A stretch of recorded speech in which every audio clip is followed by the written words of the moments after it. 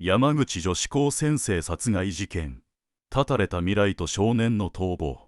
2006年8月28日、山口県周南市にある徳山工業高等専門学校は、夏休み期間中でしたが、一部の生徒が自主学習のため登校していました。しかし、その日の午後、学内の研究室で世間を震撼させる事件が発生します。土木建築工学科5年の中谷あゆみさん、当時20歳が変わり果てた姿で発見されたのです。卒業を数ヶ月後に控え、就職も内定していた彼女の未来は突如として閉ざされました。警察は直ちに捜査を開始。現場の状況から顔見知りによる犯行の疑いが強まり、そして浮上したのは同じ研究室に通う19歳の少年の存在でした。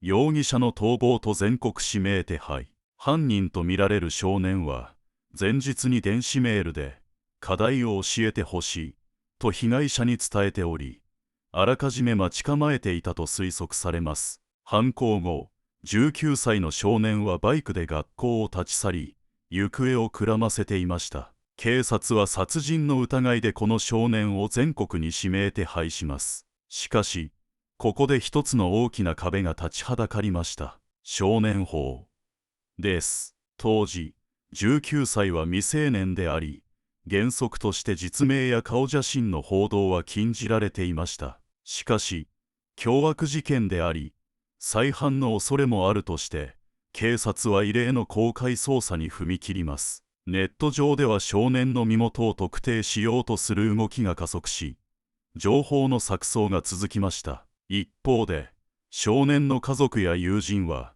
なぜ彼が、という深い戸惑いの中にいました。真面目で目立たない学生だったという少年に、一体何が起きたのか。全国がその行方を注視していました。山中での終焉、捜査が進む中、少年の足取りが徐々に明らかになります。事件から数日後、山口県下松市の山中で少年のバイクが発見されました。付近には大規模な捜索隊が投入され、緊迫した空気が流れます。そして9月7日、バイクの発見現場からさらに奥まった山中で、少年の遺体が発見されました。彼は自ら命を絶っていました。容疑者死亡により、事件の真相を聞き出す唯一の手段は失われました。なぜ彼女は殺されなければならなかったのか。二人の間に何があったのか。動機は闇に包まれたまま、捜査は法的な終結へと向かうことになります。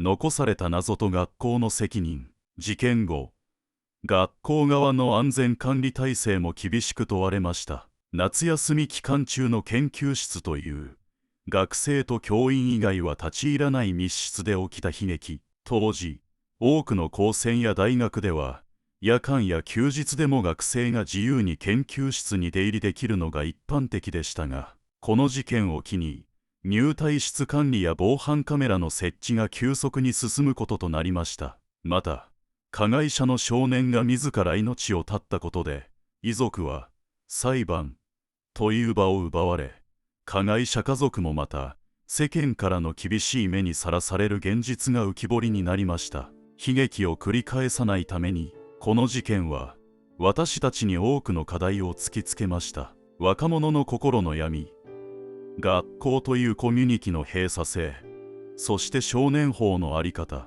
奪われた中谷さんの命は二度と戻りません。しかし、この事件を記憶に留め、教育の現場で何ができるのかを問い続けることが、事件を風化せない意味ではないでしょうか。静かな学び屋で起きたこのような悲劇が、二度と繰り返されないことを切に願わずにはいられません。